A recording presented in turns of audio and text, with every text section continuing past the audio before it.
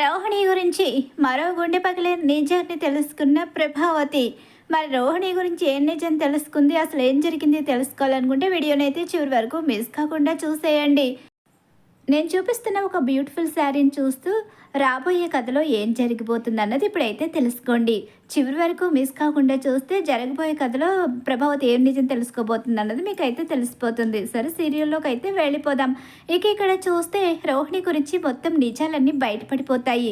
నిజం ఎప్పుడైతే బయటపడిపోతుందో రోహిణి తిరగబడే ప్రయత్నం చేస్తుంది. కానీ రోహిణిని చితకపాది వదిలిపెడుతుంది ప్రభావతి. అయితే మనోజు చాలా బాధపడతాడు. రోహిణి ఇంతగా మోసం చేస్తావా, అసలు ఎవరితవే నువ్వు కోటీశ్వరరాలు అని నన్ను నమ్మించి ఇంత ఇంత ద్రోహం చేస్తావా, నువ్వు అసలు ఎక్కడి నుంచి వచ్చావే అని చెప్పేసి గట్టిగా అరుస్తూ ఉంటుంది. అత్తయ్య అత్తయ్య ఒకసారి ఆగండి అత్తయ్య అని చెప్పేసి ఇక మీనా శృతి ఆపే ప్రయత్నం చేస్తూ ఉంటారు. అలాగే ఎంతగా ఆపే ప్రయత్నం చేసినా ప్రభావతి ఆవేశం కంట్రోల్ అవ్వదు. ఎవరు దగ్గరికి వచ్చినా రావద్దు అంటూ పక్కకి తోసేస్తూ ఉంటుంది. ఇప్పుడు తనని కొట్టి చంపేస్తావా ఏంటి, తనని కనుక ఏదైనా చేశావంటే ఆ తర్వాత ఇది కేసు అవుతుంది, ఆ పాపం జీవితం అంతా మనం మోస్తూ బ్రతకాలి అని చెప్పేసి సత్యం అయితే ఇక ప్రభావతి ఆవేశాన్ని కంట్రోల్ చేస్తాడు. వెళ్ళిపో, నా కంటికి కనిపించుకో అని చెప్పేసి అంటూ ఉండగా అత్తయ్య నేను చెప్పేది ఒకసారి వినండి అత్తయ్య, వెళ్ళిపోమని చెప్పాను, లేకపోతే చంపేసి జైలుకి పోతాను అని చెప్పంటూ ఉంటుంది. మనోజ్ అని చెప్పనేసరికి మనోజ్ కూడా కోపంగా చూస్తూ ఉంటాడు రోహిణి వైపు. ఎందుకంటే అంత ద్రోహం చేస్తుందని తెలిసిన తర్వాత మనోజ్ కూడా చాలా కోపం వస్తుంది రోహిణి మీద. ఇంత ద్రోహం చేసి అంత ప్రేమగా ఉన్నట్టుగా నటించి తనని మోసం చేస్తుందని ఇక మనోజ్ ఆ విషయాన్ని తట్టుకోలేకపోతూ ఉంటాడు. అలా మనోజ్ కూడా కోపంగా చూస్తూ ఉంటాడు. ఇక రోహిణి ఏడుస్తూ వెళ్ళిపోతుంది బయటకైతే. ఇక అందరూ కూడా అలా కోపంగా ఉండిపోతారు. రోహిణిని ఆపే ప్రయత్నం ఎవరూ చేయరు. ఎందుకంటే రోహిణి ఆల్రెడీ చాలా మోసం చేసింది. మోసం చేయడమే కాదు, కోటీశ్వరరాలనంటూ పెద్ద ఫోజులు కొడుతూ ఇక మీనాని ప్రతిసారి తక్కువ చేసి మాట్లాడడం, పూలు అమ్ముకునే వాళ్ళతో మనకేంటి అన్నట్టుగా గర్వాన్ని చూపించడం, ఇదంతా కూడా వాళ్ళ మనసుల్లో నాటుకుపోయి రోహిణి మీద జాలి కన్నా కోపం వాళ్ళకి ఎక్కువగా ఉంటుంది. ఇక దాంతో రోహిణి వెళ్ళిపోతున్నా ఇక అలా చూస్తూ ఉండిపోతారు. ప్రభా, ఏంటి ఆవేశం కాకపోతే ఏంటండి, అసలు అది నన్ను ఇంత మోసం చేస్తుందా, మోసపోయావు కాబట్టే మోసం చేసింది. డబ్బు, నగలు, ఆస్తులు, అంతస్తులు అంటూ ఎప్పుడు వాటి వెనకే పడ్డావు. అందుకే నీకు ఈ శాస్తి జరిగింది. రోహిణికి అవకాశం ఇచ్చింది ఎవరు, నువ్వు కాదా? రోహిణి మోసం చేసింది అంటే దానికి మొదటి కారణం నువ్వే. రోహిణి ఇంతగా మోసం చేయడానికి అవకాశాన్ని ఇచ్చి ఆస్తి అంతస్తులు అన్నీ అనుకున్నావే, కానీ రోహిణి దగ్గర ఆస్తి అంతస్తులు ఉన్నాయని తను నోటి మాట చెప్పగానే నమ్మేశావు. మలేషియాలో వియ్యంకుడున్నాడని, మలేషియా నుంచి కోట్లు వస్తాయి అనుకున్నావు, కానీ అవి ఎంతవరకు కరెక్టు? తన వాళ్ళు ఎవరు పెళ్ళికి ఎందుకు రాలేదు? ఇప్పటి వరకు ఎందుకు తన వాళ్ళు మనకి కనిపించలేదు? కనీసం తన వాళ్ళు ఫోన్లో కూడా ఎందుకు మాట్లాడలేదు?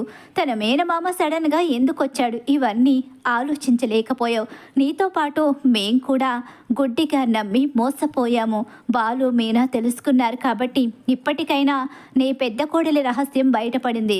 లేకపోతే కోట్లు వస్తాయని నువ్వు తన పుట్టింటి నుంచి డబ్బు తెచ్చి తన బిజినెస్కి హెల్ప్ చేస్తుందని వీడు జీవితం అంతా ఎదురు చూస్తూనే ఉండేవాడు. జీవితం అంతా మిమ్మల్ని మాయ చేస్తూనే బ్రతికేసేది రోహిణి. చూసావు కదా, తప్పు చేశానని తెలిసిన తలదించకుండా ఎలా తిరగబడడానికి ప్రయత్నించిందో. రోహిణికి ఎలాంటి పద్ధతి ఉందో ఇప్పటికైనా అర్థమైందా? ఒక మనిషిని నమ్మేటప్పుడు వెనక ముందు ఆలోచించుకోవాలి. కోట్లు ఉన్నాయని చెప్పగానే ఇంకా ఆశపడిపోయి అది నిజమో అబద్ధమో తెలుసుకోకుండా ఇలాగే గోతులో దూకేస్తే తర్వాత లాక్కోలేక పీక్కోలేక ఇలా ఏడుస్తూ బాధపడుతూ బ్రతకాలి అని చెప్పేసి ఇక సత్యమైతే ప్రభావతి మీద కోప్పడతాడు. మనోజు బాధపడుతూ లోపలికి వెళ్ళిపోతాడు. ఇక మనోజ్ దగ్గరికి బాలు, రవి వెళతారు. అలా వెళ్ళేసరికి ఇక మనోజ్ అయితే బాధపడుతూ కూర్చుంటాడు. ఏరా, ఎందుకురా ఇప్పుడు నన్ను ఎగతాళి చేయడానికి వచ్చారా మీరందరూ అని చెప్పేసి అడుగుతూ ఉంటాడు. లేదురా, నీకు బాధ కలిగితే మేము ఏ రోజు ఆనందపడలేదు. మేము బాధపడుతుంటే నువ్వు మమ్మల్ని మరో మాట అనడానికి ప్రయత్నించావేమో, కానీ నీ బాధలో నీకు తోడవ్వాలనే చూసాం, కానీ నువ్వు కష్టపడాలని బాధపడాలని ఏ రోజు అనుకోలేదురా. నిన్ను నీ భార్య మోసం చేసిన విషయం మాకు కూడా బాధగానే ఉంది. ఇన్నాళ్ళగా కలిసున్న నువ్వు తెలుసుకోలేకపోవడం నీ అమాయకత్వమో నీ వెర్రితనమో కూడా మాకే అర్థం కావడం లేదు. ఏమో నిజంగానే ఇంత పిచ్చివాడిని ఏంటో నేను. ప్రతి ఒక్కరి చేతిలో ఎందుకు మోసపోతూ ఉంటాను. అసలు చదివిన చదువంతా ఎక్కడ పెట్టాను, చదువుకున్నాను అనే గర్వం నన్ను ఇలా నిలబెట్టింది అని చెప్పేసి అనుకుంటూ బాధపడుతూ ఉంటాడు. మనోజ్ అయితే చాలా తల్లడిల్లిపోతూ ఉంటాడు. ఇక ప్రభావతి కూడా కోపంతో రగిలిపోతూ ఉంటుంది. ఇక్కడ చూస్తే ఇక చాలా బాధపడుతూ ఇంటికి తిరిగి వస్తుంది. పుట్టెడు దుఃఖాన్ని మోసుకుంటూ. ఇక రోహిణి అయితే అలా వచ్చేసరికి ఏమైందమ్మా, ఏం జరిగింది, ఎందుకు అలా ఉన్నావు అని అడుగుతూ ఉంటుంది. సుగుణమ్మ ఏం లేదులేమ్మా అని చెప్పేసి సైలెంట్గా లోపలికి వెళ్తుంది. లేదు, ఏదో జరిగింది, నువ్వు బాధపడుతున్నావు. అక్కడ ఎవరైనా ఏమైనా అన్నారా, నీ గురించి ఏమైనా తెలిసిపోయిందా అని చెప్పి సుగుణమ్మ రోహిణిని అడుగుతూ ఉంటుంది. రోహిణి ఏడుస్తూ ఉంటుంది. ఏమైంది, ఏం జరిగింది అని చెప్పి సుగుణమ్మ అడుగుతూ ఉంటే ఇక అసలు నిజాన్ని రోహిణి అయితే బయట పెట్టేస్తుంది. నీకు నేను చెప్తూనే ఉన్నాను, ఇన్ని అబద్ధాలు మోసాలు చేస్తే బయటపడిన రోజు నీ పరిస్థితి రోడ్డున పడుతుందని. నాకు మనోజ్ అంటే ఇష్టము అని చెప్పు. ఏ రోజు ఆ అబ్బాయికి కూడా కనీసం నిజం చెప్పకుండా ఆ అబ్బాయిని కూడా మోసం చేస్తూనే వచ్చావు. ఈరోజు నీ పరిస్థితి ఎలా అయిందో చూసావా అని చెప్పేసి ఏడుస్తూ ఇక సుగుణమ్మ కూడా ఇప్పుడు ఆ కాపురం కోసం ఇన్ని అబద్ధాలు చెప్పి డబ్బుందని చెప్పి మోసం చేసావు. ఇప్పుడు ఇక నిన్ను వాళ్ళు తిరిగి ఇంటికి ఎలా తీసుకువెళ్తారు, ఇంకా నువ్వు మనోజ్తో ఎలా కలిసి ఉండగలవు? మొదట్లోనే నిజం చెప్పు ఉంటే మీ అత్తయ్యగారి మాట ఎలా ఉన్నా మీ మావయ్య గారన్నా నిన్ను క్షమించి నిన్ను ఆ ఇంట్లో ఉండనిచ్చేవారు. మీనా బాలుల విషయంలో తక్కువ చేసి మాట్లాడడం, అలాగే మీనా బాలుని ఎప్పటికప్పుడు ఇక ఏదో ఒకటి అంటూ ఉండడం, డబ్బు లేకపోయినా ఉందని అహంకారాన్ని వాళ్ళ మీద చూపిస్తూ వచ్చావు. ఈరోజు నీ పరిస్థితి వాళ్ళ ముందు తలదించుకునే పరిస్థితి ఏర్పడింది అని చెప్పేసి ఇక అంటూ ఉంటుంది సుగుణమ్మ. అయితే అలా అంటూ ఉండగానే ఈలోగా ఇక్కడ విద్య కూడా వస్తుంది. ఏమైంది, నేను నీకు ఎన్నిసార్లు ఫోన్ చేశానో తెలుసా? ఆ పెళ్లి నుంచి ఏదో రకంగా తప్పించుకుని వస్తావు, అలాగే ఎట్టి పరిస్థితిలోని నువ్వు దొరకకుండా ఉంటావు, ఆ మాణిక్యము నువ్వు కనిపించకుండా ఉంటే సరిపోతుంది అని నేను నీకు ఫోన్ చేశాను. ఇద్దరు ఒకే కళ్యాణ మండపంలో ఉన్నారని తెలిసిన దగ్గర నుంచి ఫోన్ చేస్తూనే ఉన్నాను, కానీ నువ్వు ఫోన్ లిఫ్ట్ చేయలేదు. ఏం చేస్తాను, నా తలరాత అలా తగలబడింది. ఇప్పుడు నిజం బయటపడాలని రాసి పెట్టుంది. అందుకే ఈరోజు నా గురించి బయటపడిపోయింది. ఇప్పుడు ఏం చేస్తావే ఏమో, నాకేమీ అర్థం కావడం లేదు. నన్ను మనోజ్ కూడా అసహించుకున్నాడు. ఇంతకాలం ఎవరితో కలిసి ఉన్నానో నాకే అర్థం కావడం లేదు అంటూ మనోజ్ చాలా బాధపడ్డాడు. మనోజ్ కోసమే ఇంత చేసినా మనోజ్ కూడా నన్ను అర్థం చేసుకోలేదు అంటే ఆ అబ్బాయికైనా నువ్వు నిజం చెప్పు ఉంటే ఆ అబ్బాయి ఆ ఇంట్లో ఏదో రకంగా మేనేజ్ చేసేవాడేమో, కానీ నువ్వు అతన్ని కూడా మోసం చేశావు. అలాంటప్పుడు ఆ అబ్బాయి పరిస్థితి ఎలా ఉంటుందో నువ్వు ఊహించలేవా? ఒకప్పుడు ఏదో చిన్న అబద్ధం చెప్పాడనే అతన్ని వదిలేసి నువ్వు ఇంటికి వచ్చేసావు. అలాంటిది నువ్వు ఇంత మోసం చేసినప్పుడు తను నిన్ను ఎలా క్షమించగలడు అని చెప్పేసి సుగుణం అంటూ ఉంటుంది. ఇది ఇలా జరుగుతూ ఉండగానే అసలు ఇక మీనా అలాగే శృతి, రవి, బాలు మాట్లాడుకుంటూ ఉంటారు. ఇప్పుడు రోహిణి ఎక్కడికి వెళ్ళింది, ఎవరి దగ్గరికి వెళ్తుంది, ఇంకెక్కడికి వెళ్తుంది? ఆ విద్య దగ్గరికే వెళ్తుంది.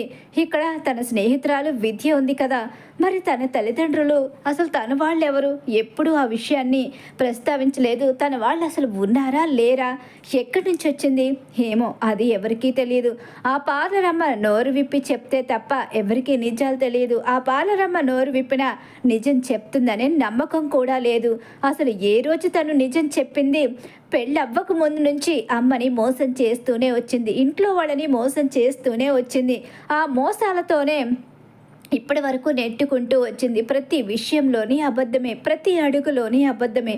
పెళ్ళి అవ్వకముందు అమ్మ చేత బ్యూటీ పార్లర్ పెట్టించుకుంది. పెళ్ళైన తర్వాత ఆ బ్యూటీ పార్లర్ని అమ్మేసింది. ఆ విషయాన్ని కూడా దాచిపెట్టింది.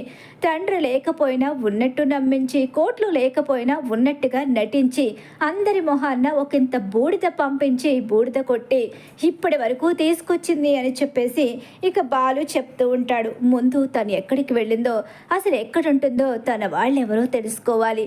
అసలు తను ఏం చేస్తుందో తెలిస్తేనే కదా పూర్తి వివరాలు తెలుసుకుంటే ఆ తర్వాత ఏం చేయాలో ఆలోచించాలి.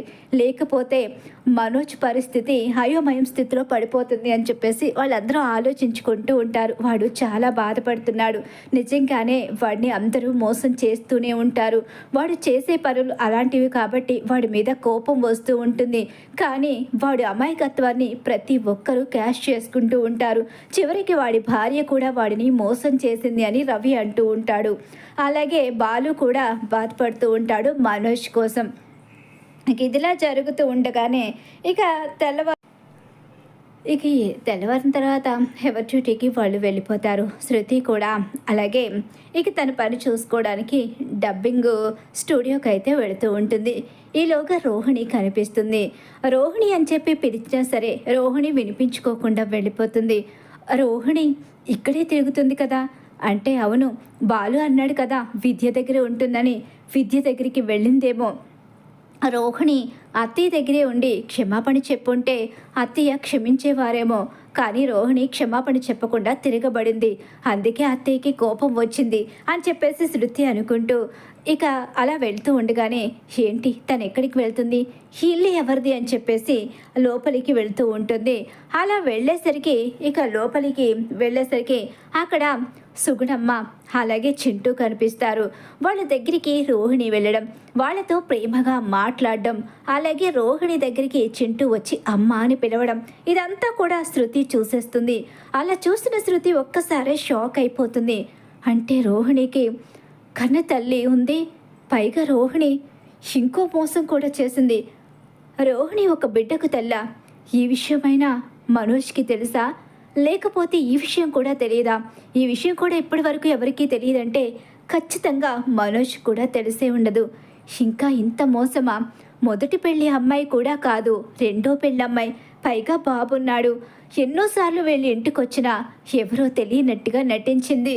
వీళ్ళ ముందు వీళ్ళ మీద కోప్పడుతున్నట్టుగా. ఈ బాబుకి ఆపరేషన్ అయినప్పుడు తన రూమ్ ఇచ్చింది. అప్పుడే నాకు డౌట్ వచ్చింది. కానీ ఇంత దూరం ఆలోచించలేదు. అసలు ఇంత దూరం ఎవరైనా ఎలా ఆలోచించగలరు? కానీ చాలా మోసం చేసింది రోహిణి. అయితే ఇంత మోసం చేస్తుందా అని చెప్పేసి వాళ్ళు మాట్లాడుకోవడాన్ని వీడియో తీసేస్తుంది శృతి. అయితే అలా వీడియో తీసి ఇంటికైతే వస్తుంది. ఆంటీ ఆంటీ అని చెప్పి పిలుస్తూ ఉంటుంది. ఏమ్మా ఏమైంది శృతి? మీ ఆంటీ లోపలే ఉంది, తను ఇంకా ఆ బాధ నుంచి బయటపడలేదు. ఆంటీ ఆంటీతో మాట్లాడాలి. ఏం మాట్లాడాలమ్మా? రోహిణి గురించి ఏమైంది? రోహిణి గురించి ఇప్పుడు ఏం మాట్లాడినా ప్రభావతి చాలా కోప్పడుతుంది. రోహిణి పేరెత్తితేనే మండిపోతుంది ప్రభ. ఇప్పుడు ప్రభావతి ముందు రోహిణి గురించి మాట్లాడకుండా ఉంటేనే కరెక్ట్ కదా అని చెప్పేసి అంటూ ఉండగానే ప్రభావతి కిందికైతే వస్తూ ఉంటుంది. అంకుల్ ఒక విషయం చెప్పాలి. మీకు ఈ విషయం తెలుసా?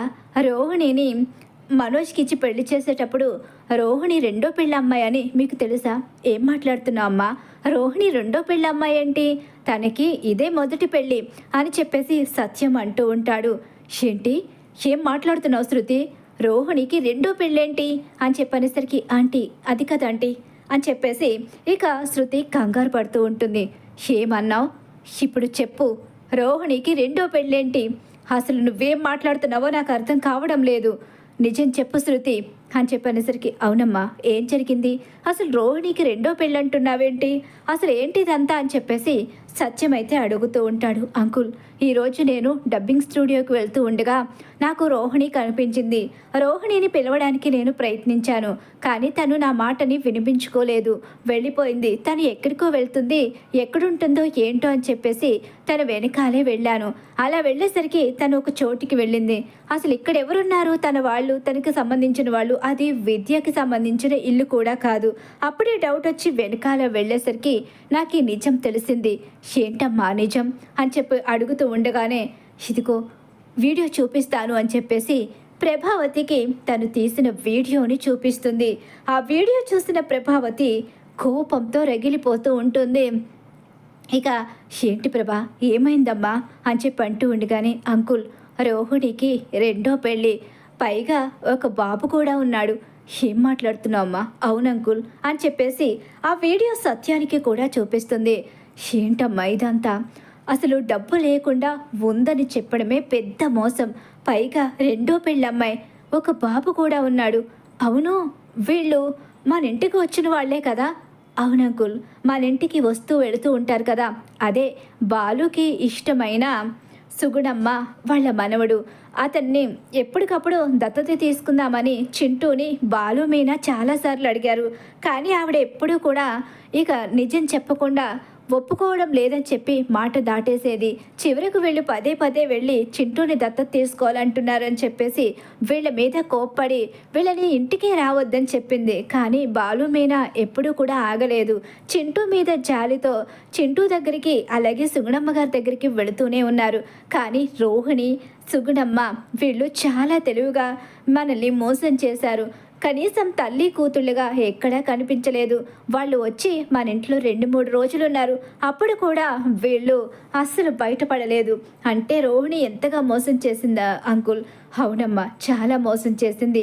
అసలు రోహిణి ఇన్ని విధాలుగా మనల్ని మోసం చేస్తుందని నేను అస్సలు అనుకోలేదు అని చెప్పి అంటూ ఉండగానే ప్రభావతి శిల అయిపోయి నిలబడిపోయి ఉండిపోతుంది. ప్రభా అని చెప్పి గట్టిగా పిలుస్తూ ఉంటాడు.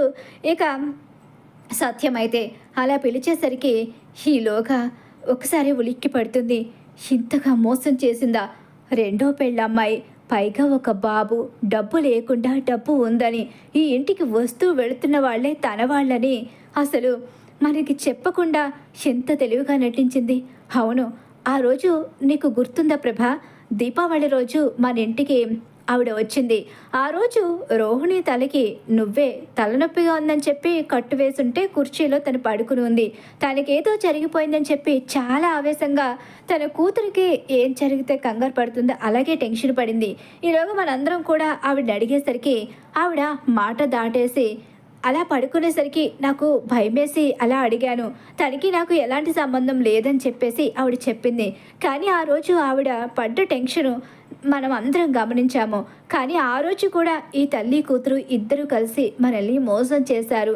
చూసావా ఎంత మోసం చేసిందో? ఇదంతా నీ కారణంగానే జరిగింది. నువ్వు తనని గుడ్డిగా నమ్మడం కారణంగానే చివరకు రెండో పెళ్ళి ఒక బాబు ఉన్నాడన్న విషయాన్ని కూడా దాచిపెట్టి మనోజ్ జీవితంలోకి వచ్చింది. వాడు రెండో పెళ్ళని తెలిస్తే అసలు అమ్మాయి మెడలో తాళే కట్టేవాడు కాదు. ఇప్పుడు ఈ విషయం తెలుసుకుంటే వాడు ఏమైపోతాడో కూడా నాకు అర్థం కావడం లేదు. ముందు వెనుక ఆలోచించకుండా కోట్లు ఉన్నాయని, కోట్లు తెచ్చి పడేస్తుందని, కొడుకుని కోటీశ్వరిని చేసేస్తుందని చెప్పేసి ఆ అమ్మాయి మాటలు పూర్తిగా నమ్మేసి ఆ అమ్మాయిని తీసుకొచ్చి వీడికి ఎలా అయితే ఆ అమ్మాయి మీద ఇష్టం కలిగేలా చేసి ఇద్దరిని ఒకటి చేసి ఈ ఇంటి కోడల్ని చేసిన దగ్గర నుంచి ఏమైనా ఊరుకున్నావా? మలేషియా కోడలు అంటూ నెత్తిన పెట్టుకుని ఊరేగి మలేషియా నుంచి కోట్లు ఎప్పుడొస్తాయి, మలేషియా వియ్యంకులు గారు ఎప్పుడొస్తారు అంటూ అడుగుతూనే ఉన్నావు. ఎప్పుడూ తన దగ్గర నుంచి సరైన సమాధానం రాలేదు. అక్కడి నుంచి మనిషి రాలేదు. చివరకు బూడిద తెచ్చినా కూడా ఇంకా ఆస్తులు వస్తాయనే ఎదురు చూశావు. అసలు ఇదంతా నీ వల్ల కదూ. ఇప్పుడు వాడి పరిస్థితి ఏంటో నువ్వు ఆలోచిస్తున్నావా? కోటీశ్వరుడు అవుతాడనుకున్న నీ కొడుకు ఫూల్ అయ్యాడు పెళ్ళాం చేతిలో. చివరికి నువ్వు రోహిణి కలిపి వాడి బ్రతుకునే భ్రష్టు పట్టించారు.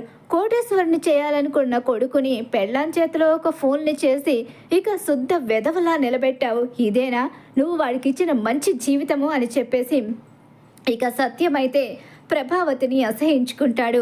ప్రభావతి కూడా తన పెద్ద కోడలు చేసిన మోసాలన్నీ గుర్తుకు చేసుకుంటూ ఇక తన కొడుకు జీవితం ఏమైపోతుందో అర్థం కాక ఈ విషయాలన్నీ తెలుసుకుంటే మనోజ్ ఏమైపోతాడని చెప్పేసి ఏడుస్తూ కుప్పకూలిపోతుంది.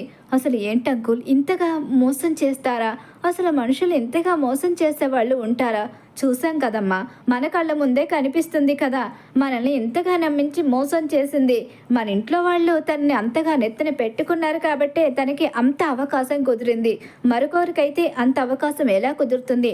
ఏదో ఒక చోట దొరికిపోయేది, కానీ దొరకకుండా తప్పించుకుంది అంటే దానికి కారణం మన ఇంట్లో వాళ్లే కదా.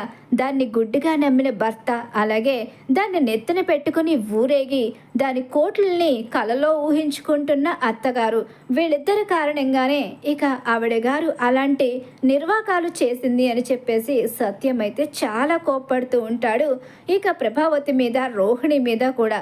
మరి అలా ప్రభావతికి మరో నిజమైతే ఎదురుపడుతుంది. ఖచ్చితంగా రాబోయే కథలో ఇలా అయితే జరగబోతుంది. మరి నిజాలన్నీ తెలుసుకున్న తర్వాత ప్రభావతి కొడుకు మనోజ్ విషయంలో ఏ నిర్ణయం తీసుకోబోతుంది, అసలు ఏం జరిగిపోతుంది అన్నది రాబోయే కథలో అయితే తెలుసుకుందాం. మరి ఇలానే జరగాలని మీరు కోరుకుంటున్నారా? మీరు ఎదురు చూస్తున్న సీన్ అయితే వచ్చేసింది. వీడియో నచ్చినట్లయితే లైక్ చేయండి, అలాగే పక్కనే ఉన్న హై బటన్ మీద క్లిక్ చేయండి.